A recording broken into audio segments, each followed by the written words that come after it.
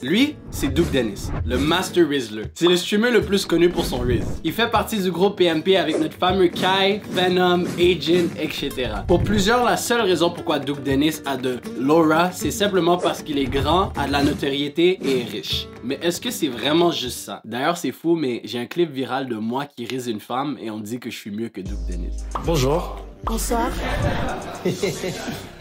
Barbie, c'est ça? C'est peut-être pour ça que je te ken, hein? Mais pourquoi est-ce que tout le monde s'intéresse aux mecs comme Duke Dennis? C'est simplement parce que tout le monde veut une présence unique et spéciale. Que ça soit pour avoir plus de conquêtes, que ce soit pour augmenter sa confiance en soi, augmenter son influence, ou sinon avoir plus de conquêtes parce que arrête de te mentir à toi-même, je sais que t'as envie d'avoir plus de femmes. On fait souvent l'erreur de penser qu'une personne est charismatique simplement à cause de sa notoriété, son argent ou sa beauté. J'ai rencontré des dizaines de personnes qui ont exactement ces 3 points et laisse-moi dire, ils ont aucun aura. Il faut comprendre que l'aura c'est pas inné ou c'est pas naturel, c'est une compétence. L'aura se cache dans quelque chose de bien plus subtil, quelque chose que peu de personnes parlent réellement. C'est pour ça que dans cette vidéo, moi je vais te révéler tous les secrets à propos de l'aura. Mais avant de rentrer dans le vif du sujet, qu'est-ce que l'aura? Honnêtement, c'est ta présence invisible que les personnes ressentent sans même que tu aies besoin de parler. Un très bon parallèle à ton aura peut être ton charisme. Mais l'aura n'est pas le charisme et le charisme n'est pas l'aura. Ça va faire du sens. On nous a jamais appris à l'école comment être plus charismatique, même si certaines personnes semblent avoir cette habilité naturellement. Mais si c'est quelque chose qu'on est capable de ressentir et de reconnaître chez les autres, pourquoi est-ce que nous, on ne serait pas capable de le développer pour soi-même? C'est ce qui m'apporte justement à mon premier point. Ah, l'apparence, ça compte pas. Dès que t'as une belle personnalité, le reste va se faire. C'est ce que t'as entendu des millions de fois, mais toi et moi, on le sait que c'est de la bullshit. Que tu le veuilles ou non, la première impression que t'as sur quelqu'un est par rapport à son apparence. Avant même que tu commences à parler, les personnes vont te juger. Si t'es un gars bien stylé, les personnes vont dire « Waouh, ce mec-là est quand même très bien stylé, j'aimerais ça me tenir alentour de lui. » Ou les femmes vont te voir et dire « Mais ce mec-là, je veux le laisser me baiser. » Bon, t'as compris l'idée. Donc, imagine un scénario où est-ce que tu dois recruter quelqu'un pour ton business. Devant toi, t'as 2 profils. Le premier vient bien habillé, cravate, se tient droit, et le deuxième vient comme moi. On va dire qu'il y a une tuque, il vient avec un hoodie et il chill comme ça. Right? Logiquement, tu vas choisir le mec en costume et ça, c'est ce qu'on appelle l'effet du halo. C'est lorsque tu donnes des attributs positifs à une personne basés sur son apparence. C'est bien évident qu'il va dégager un meilleur aura que le mec en hoodie. On est d'accord? C'est justement ça qui confirme que l'apparence est importante pour une bonne première impression. Mais c'est pas seulement ça. Après avoir passé le premier en entrevue, tu réalises qu'il est à moitié endormi, il a pas envie d'être là, puis le pire là-dedans, c'est qu'il te serre même pas la main. Il te regarde même pas dans les yeux, frère. Et au contraire, le deuxième candidat vient avec un magnifique sourire, sait comment élaborer ses propos, tu entends l'enthousiasme dans sa voix. Et il a pris la peine de serrer ta main. C'est moi ça. Donc je sais que je vais le répéter plusieurs fois dans la vidéo, mais écoute-moi bien. Travaille beaucoup sur ta personnalité parce que l'un ne fait pas la job pour l'autre. Tu as besoin des deux, mon gars. Justement, moi qui parle de raffiner ses talents, ça me mène à mon point numéro 2 qui est ce que tu maîtrises te définit. Il faut comprendre que notre passion ou notre métier, c'est ce qui nous définit le plus. Comme bro, c'est une partie essentielle de ta vie. Ton entourage reconnaît ton talent dans ce domaine. Et même quelqu'un qui ne te connaît pas peut reconnaître lorsque tu es talentueux. Si c'est la première fois que tu regardes une de mes vidéos sur YouTube, laisse-moi en commentaire si je suis bon à faire des vidéos YouTube parce que c'est ma passion. Et si je suis pas bon, ben je peux aller me faire foutre. Hein. Dans ton domaine, ton aura est la plus haute parce que tu te trouves dans des choses que tu es confortable et confiant. Le plus grand joueur de foot de tous les temps, plus d'une trentaine de trophées, 4 Ligues des Champions, 8 ballons d'or, une Coupe du Monde. Bien sûr qu'on parle du légendaire Lionel Messi. Frère, personne peut le rivaliser sur le terrain. Lorsqu'il est sur le terrain, jongle la balle, prend son maillot, le monte à la foule. Yo, son aura est au maximum. Mais une fois que tu le vois dans ses entrevues, t'as limite l'impression que c'est un autiste. Un poco caliente por el final. Mais tu dois comprendre que le monde respecte tout ce qui est difficile à accomplir. Justement, avant de commencer mes vidéos, les gars, j'avais aucun aura. Aucune femme, personne me respectait. Et à force de faire des vidéos, j'ai commencé à gagner une confiance en moi et je gagnais des points d'aura. Grâce à cette confiance que j'ai bâtie, c'est devenu plus facile pour moi d'aller aborder les femmes parce que, frère, j'ai 60 000 abonnés sur ma chaîne YouTube. Qui va m'arrêter, bruv? I'm Thanos. Yo, what's up, my brother? Yo.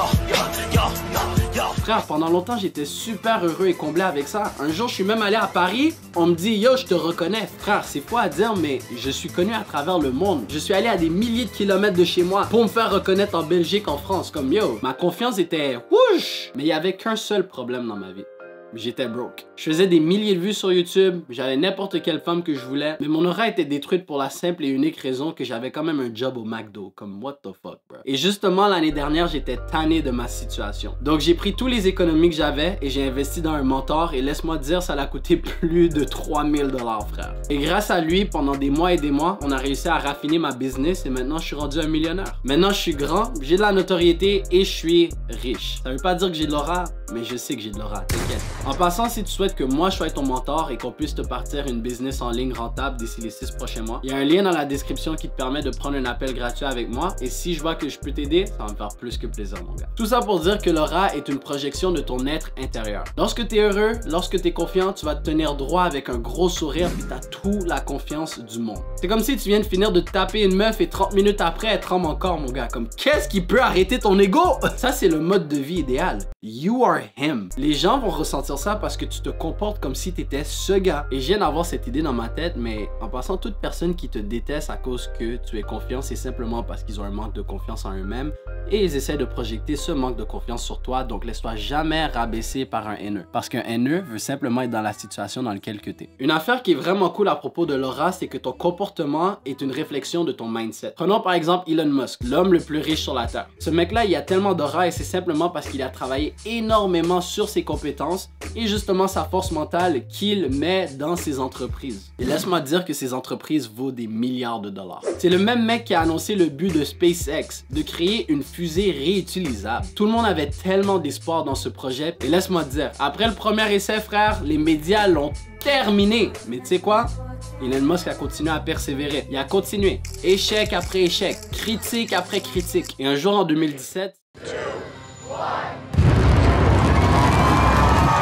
SpaceX a accompli quelque chose que le monde croyait impossible. C'est justement cette force de caractère de la part d'Elon Musk et son équipe qui leur donne cette aura. Donc c'est important de travailler sur ton esprit et tes connaissances si tu veux améliorer ton apparence. Je l'ai dit plus tôt, ton apparence c'est l'appât, ta personnalité c'est la canne à pêche. Sans ce mindset, ton entourage va vite réaliser que tout ce que t'es, c'est une coquille vide. Ce qui m'apporte justement à mon prochain point qui est que les personnes avec de l'aura ne se laissent jamais dicter par leurs émotions et sont capables de trouver des solutions adéquates à leurs problèmes. Ça me fait justement penser à la trend de ouvrir la porte nonchalantly.